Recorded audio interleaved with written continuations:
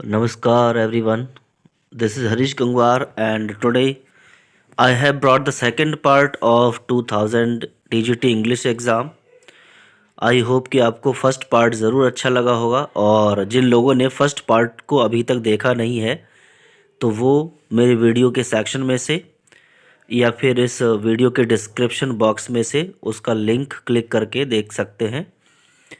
और 1 से 30 तक के क्वेश्चंस पूरे हो चुके थे। इसके बाद हम क्वेश्चन नंबर 31 से 60 तक लेकर चलेंगे, जिसमें लिटरेचर एंड लैंग्वेज दोनों के क्वेश्चन आंसर्स होंगे और ऐसे क्वेश्चन आंसर्स जो लगभग सभी टीजीटी एग्ज़ाम में आए हुए हैं और आने की पॉसिबिलिटी है। तो चलिए स्टार्ट करते हैं। और स्टार्ट करने से पहले सभी लोगों से मेरी रिक्वेस्ट है कि इस चैनल को सब्सक्राइब कर लें, बेल आइकन को प्रेस कर लें। बेल आइकन को प्रेस करेंगे तो आपको वीडियो की नोटिफिकेशंस मिलती रहेंगी और आप उस वीडियो को जल्दी से जल्दी देख पाएंगे। ओके, चलिए स्टार्ट करते हैं। So the question number 31 is Portia is the heroine of the play. Portia कौन से प्ले की हीरोइन है? Option A Hamlet, B the Merry Wives of Windsor, C the Tempest, D the Merchant of Venice. So the right option is option D, the Merchant of Venice. ठीक है, merchant of Venice and जितने भी dramas हैं उनके बारे में detail से मैं अलग से वीडियो बनाऊंगा, उसको आप देख सकते हैं। Now question number 32, the lines age can not wither her nor custom stale her infinite variety occur in. तो ये एक लड़की की तारीफ करते हुए एक कैरेक्टर ने ये बातें बोली हैं। तो ये कौन सी पोएम में और कौन से नाटक में और किसके लिए है?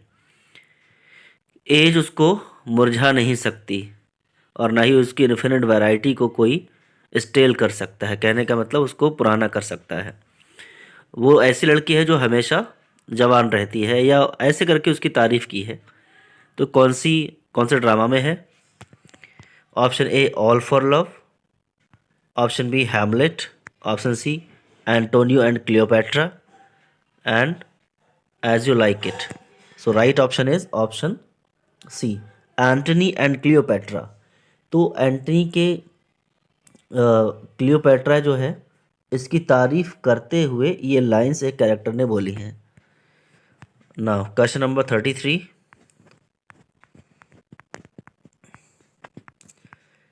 इज, ये भी बहुत फेमस लाइन है।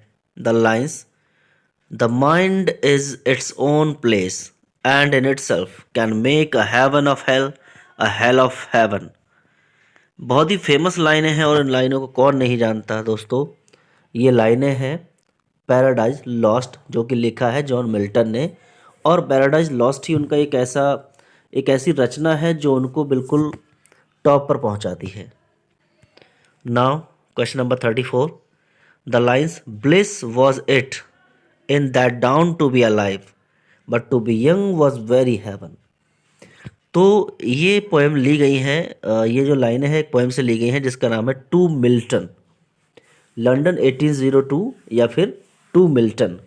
विलियम वर्ड्सवर्थ ने लिखा है। Option A is correct, John Milton के लिए लिखा है। जॉन मिल्टन की लाइनें नहीं है, बट जॉन मिल्टन के लिए जो पोएम लिखी है लंदन 1802, उसकी पोएम्स की लाइनें हैं। Question number 35, loyalties criss cross each other is a dialogue in a play bye.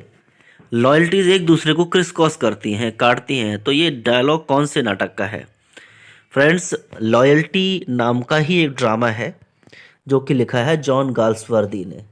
इसमें लॉयल्टीज़ की बात की गई है। Now question number 36, the author of Samson एगोनिस्टस।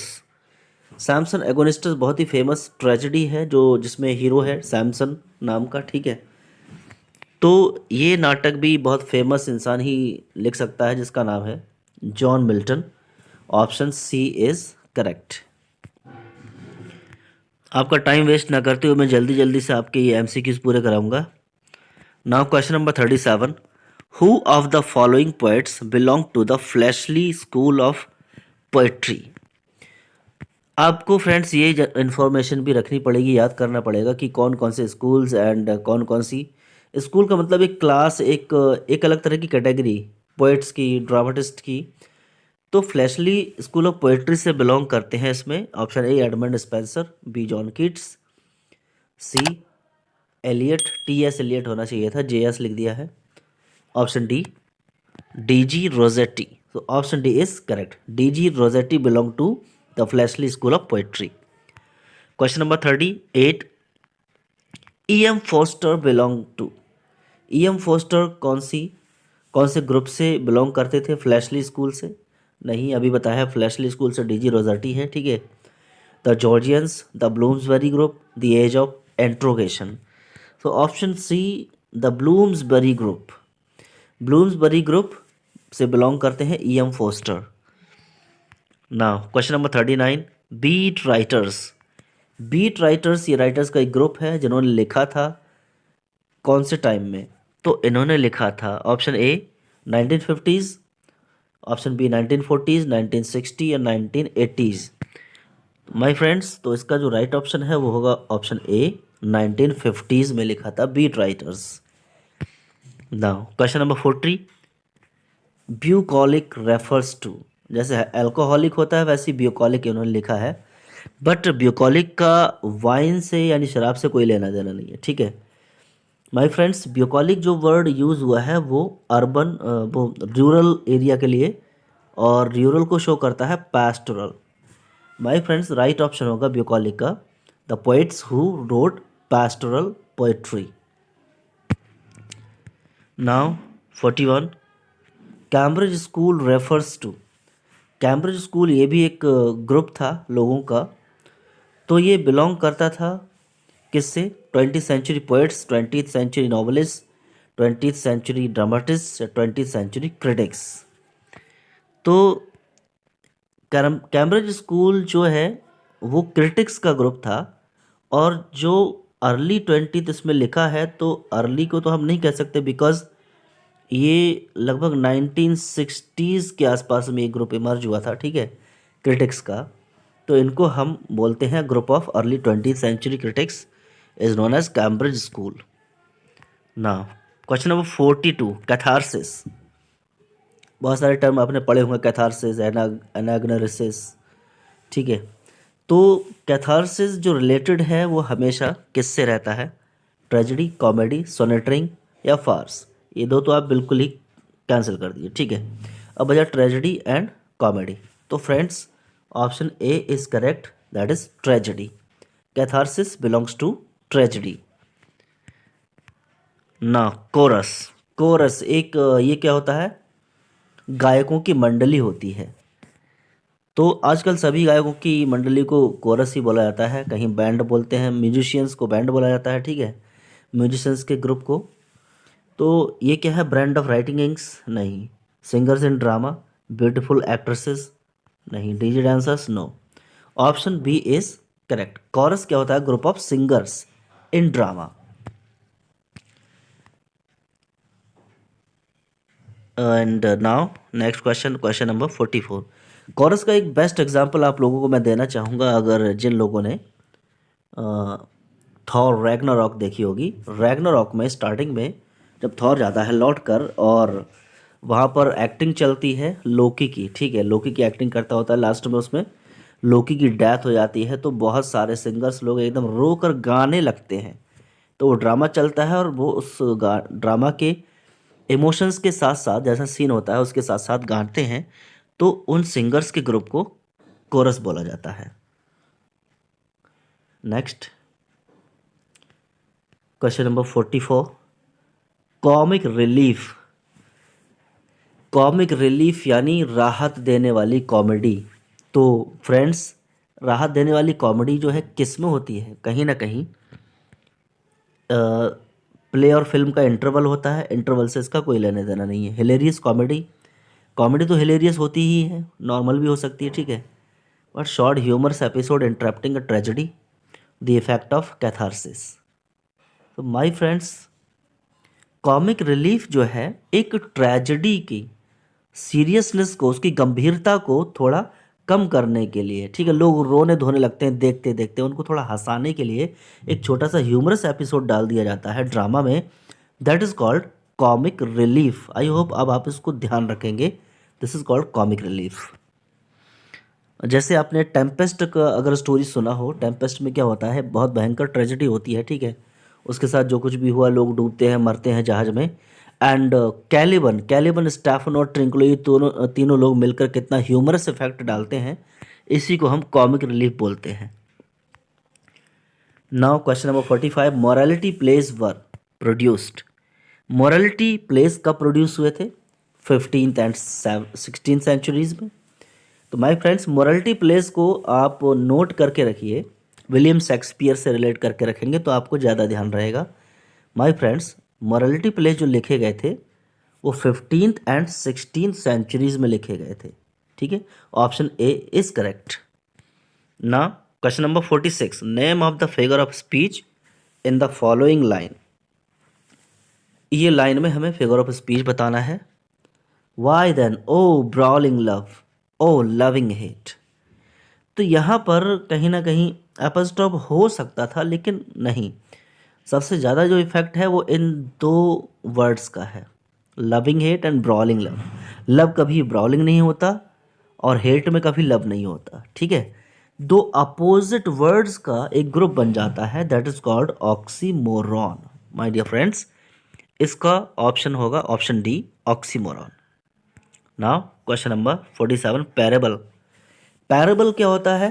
Parable एक ऐसी कहानी जिसमें कहीं ना कहीं कुछ मोरल छुपा होता है, that is called a parable. तो my dear students, option C is correct, a brief tale illustrating some moral, this.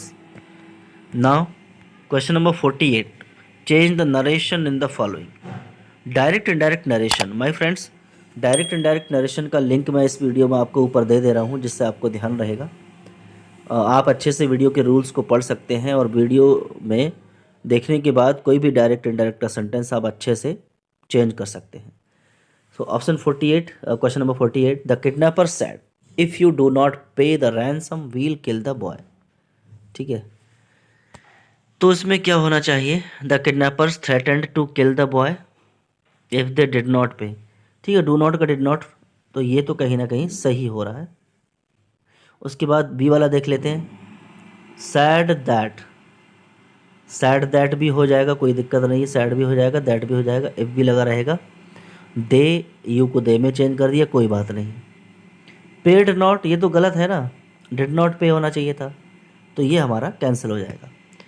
Now see वाला देखते हैं, the kidnapper said to them. Said to लगाने की तो ज़रूरत ही नहीं है, ये भी कैंसिल हो जाएगा, टोल्ड हो जाएगा अगर करना था, ठीक है। Threatened that if the parents of the boy, parents का तो यहाँ जिक्र हुआ ही नहीं है, ठीक है। डिड नॉट पे, चलो हम मान भी लेते हैं कि पेरेंट्स अपनी तरफ से लगा दिया, तो क्या होगा? Did not pay the ransom they the boy will नहीं होना चाहिए था, वुड होना चाहिए, ठीक है, पास्ट के अकॉर्डिंग। तो ये भी हमारा कट हो जाएगा।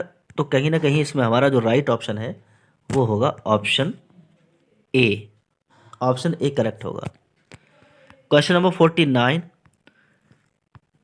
उफ there is a slug in my lettuce waiter, he cried. उसने क्या कहा? वेटर, मेरे लेट्यूस में स्लग है, घोंघा है, ठीक है। लेट्यूस एक तरह की वेजिटेबल होती है, पालक टाइप की ऐसे कुछ होती होगी। तो उसमें क्या होना चाहिए? तो उफ जो वर्ड है वो डिस्गस्ट को शो करता है, ठीक है, या कंटेम्प्ट को शो करता है। तो देखते हैं कहीं कंटेम्प्ट या डिस्गस्ट वर्ड मिलेगा इसमें। तो डिस्गस्ट वर्ड एक जगह मिला है, ठीक है, कहीं और तो नहीं है। फिर भी हम पढ़ के देख लेते हैं। ही सैड, उफ नहीं, ये नहीं होना। एक्सक्लेम्ड विद डिस्गस्ट, ये हो सकता है। ही सैड टू द वेटर, ये सैड टू नहीं होना चाहिए, टोल्ड होना चाहिए, ठीक है, ये भी गलत है। आस्क्ड द वेटर, आस्क तो भाई इंट्रोगेटिव में आएगा, ये भी कैंसिल है। तो हमारा ऑप्शन बी करेक्ट हो जाएगा। He exclaimed with disgust that there was a slug in his lettuce and called the waiter, ठीक है। Now question number 50, I hope you will have a good journey, I said, I also said goodbye, ठीक है। Good bye बाद में रखा है and बाद की बात बाद में ये चीज़ पहले आ गई है जर्नी वाली। तो फिलहाल कुछ नहीं, हम बेड से स्टार्ट करेंगे। अगर गुड बाय गुड मॉर्निंग कहीं मिल जाता है सेंटेंस, हम स्टार्ट करेंगे बेड से। देखते हैं एक बार, सैड हिम गुड बाय नहीं चलेगा। Option A, I bade him goodbye and hope that he would have a good journey. Option A is correct. पढ़ने से ही पता चल जाता है सही सेंटेंस का। आई सैड दैट आई होप्ड, दो दो नहीं होगा, या तो सैड रखो या होप्ड रखो, ठीक है। I was hopeful that he will have अ, ठीक है, वॉज है तो यहाँ पर वुड होना चाहिए, ये कट हो गया। I said him goodbye, said him नहीं होता, बेड होता है, तो इसलिए हमारा ऑप्शन ए करेक्ट हो जाएगा। Now question number 51।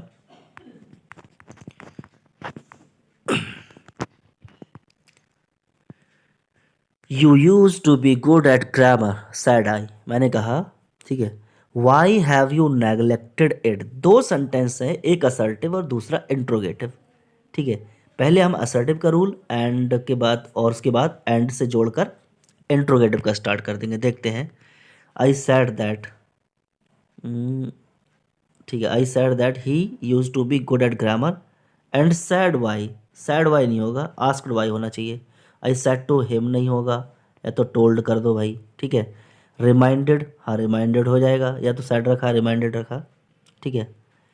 That he used to be good at grammar and asked why, ठीक है, एंड आस्क्ड, ठीक है, पहला बन गया असर्टिव के अकॉर्डिंग यहाँ तक, और उसके बाद दूसरा इंट्रोगेटिव है तो एंड से रिपोर्टिंग वर्ब को आस्क्ड में जोड़कर पूरा बदल दो। So option C is correct. Now question number 52। I invited Rama to come for a drive the following day, तो क्या हो जाएगा, I said to Rama will you come for a drive, question भी है एंड इनविटेशन भी है। चलो फिलहाल इसमें तो इंट्रोगेटिव के अकॉर्डिंग इसमें लास्ट में फुल स्टॉप है, क्वेश्चन मार्क नहीं है, ये गलत हो जाएगा। ये वाला हमारा सही हो भी सकता है, देखते हैं एक बार आगे पढ़ के। द डे फॉलोइंग, नहीं फॉलोइंग तो फिर उसमें आ जाता है इनडायरेक्ट में, डायरेक्ट में तो क्या आ जाएगा, टुमारो आना चाहिए, इसमें नहीं है तो ये कट जाएगा। एंड उसके बाद I said Rama would you like to come for a drive, would you like से तो कहीं ना कहीं स्टार्ट हो जाती है इनविटेशन करना। Would you like to have a glass of water, would you like to have a cup of tea, तो हमारा ऑप्शन डी होगा करेक्ट। नाउ इंस्ट्रक्शंस क्या है, वॉइस बदलना है, ठीक है। एक्टिव है तो पैसिव में बदलना है, पैसिव है तो एक्टिव में बदलना है। Are pulling down, they are pulling down the old theatre, ठीक है। पुलिंग डाउन आईएनजी जहाँ पे आपको मिले इस आर्म के साथ बीइंग जोड़ दो, इज बीइंग पुल्ड डाउन, ये भी ठीक है। बट अगर बाई यहाँ पर दे रखा हुआ है तो बाई दम हो जाएगा, तो इसलिए हमारा ऑप्शन बी करेक्ट होना चाहिए। The old theatre is being pulled down, okay. Now 54। The organisers will exhibit the paintings till the end of the month, तो इसमें हमारा ऑब्जेक्ट क्या है, paintings. The paintings will be exhibiting, नहीं third form लगती, passive voice में हमेशा third form लगेगी, ठीक है, तो ये गलत हो जाएगा। विल बी प्रेजेंटेड, अरे भाई एग्जिबिट है तो एग्जिबिट ही रखो, प्रेजेंटेड क्या लगाने की जरूरत है, ये भी कट हो जाएगा। विल बी हेल्ड नहीं, क्या हो जाएगा फिर हमारा ऑप्शन डी, कैसे, the paintings will be exhibited third form आ गया, बाय द ऑर्गेनाइजर्स आ गया, एंड रिमेन्ड ऑब्जेक्ट बाद में आ गया। Option D is correct. Now 55। He expected us to offer him the job, ठीक है, इसको देखते हैं। तो इसमें दो ऑब्जेक्ट हैं, एक तो एक्सपेक्टेड आई बाई अस है, बाई अस, ठीक है। ही एक्सपेक्टेड अस टू, अस है एक ऑब्जेक्ट, और एक है हमारा जॉब। तो इसमें इस वाले का हम पैसिव नहीं बनाएंगे, पैसिव बनना चाहिए इसका, टू ऑफर का, तो टू बी ऑफर्ड आ जाएगा। और टू बी ऑफर्ड हमें कहाँ मिलेगा, टू बी ऑफर्ड मिलेगा ये, he expected to be offered a job, by us नहीं लगाया, कोई बात नहीं है। और इसके बाद इसमें सी वाला जो है, an offer of a job by us was expected by him, a job was expected by us, नहीं बाई अस तो नहीं होगा, an offer of job by us was expected by him, दो बार बाई हिम बाई अस तो नहीं, तो इसलिए हमारा ऑप्शन बी ही करेक्ट रहेगा। Now 56, the PM was to have open the dry dock. तो इसमें जहाँ पर टू हैव तो वहाँ पर टू भी हैव आना चाहिए, तो टू हैव बीन, हाँ टू हैव बीन आना चाहिए। The dry dog was to have been opened by the PM, तो इसमें हमारा हो जाएगा option A correct. Now 57, an uneasy silence succeeded the shot. The shot हमारा ऑब्जेक्ट है, तो क्या हो जाएगा, वॉज सक्सीडेड हो जाएगा। The shot was succeeded by an uneasy silence, option B is correct. Friends, active passive की वीडियोस जो बनी हुई है मैं इसमें लिंक शेयर करूंगा, आपका आई बटन पे भी दिखेगा, डिस्क्रिप्शन बॉक्स में होगा, उस पर क्लिक करके आप देख सकते हैं। Now 58, he was made to surrender his passport. Passport को सरेंडर करने के लिए कौन बोलेगा, मैं बोलूँगा क्या, नहीं अथॉरिटीज़ बोलेंगी, दे भी हो सकता है, बट इनमें तो एक ही होगा ना, वी नहीं होगा। तो दे मेड हिम सरेंडर, तो टू सरेंडर है तो टू सरेंडर ही आएगा, ठीक है। तो यहाँ पर हो जाएगा they the authorities made him to surrender his passport, option B is correct. Now question number 59, I don't understand what you are getting on in at with. Preposition, suitable preposition use करना है। Getting यानी जिसको तुम समझ रहे हो मैं उसे नहीं समझ पा रहा हूँ, ठीक है। तो गेटिंग ऑन नहीं होगा, इन नहीं होगा, विद नहीं होगा, एट होगा, getting eight. Okay, now question number 60, he shook me the hand, यानी उसने मेरा हाथ पकड़कर हिलाया, उसने मुझे कॉलर पकड़ के खींचा, ठीक है। तो उसमें बाई के साथ द लगा होता है, तो माय फ्रेंड हमारा बाई ऑप्शन होगा। ऑन द हैंड नहीं होगा, विद द हैंड नहीं होगा, बहुत सारे लोग विद को समझ रहे होंगे, विद नहीं होगा, ठीक है। किसी का कुछ पकड़ कर आप खींचोगे, कॉलर पकड़ खींचोगे, हाथ पकड़ खींचोगे, बाल पकड़ खींचोगे, बाय द कॉलर, बाय है, बाय द हेयर, ठीक है, बाय द हैंड, तो option B is correct. I hope ये वीडियो आपके लिए बहुत ही अच्छी रहेगी, ठीक है। तो इसको आप शेयर करिए फ्रेंड्स के साथ, देखिए। Thanks for watching this video, I hope you will subscribe the channel please.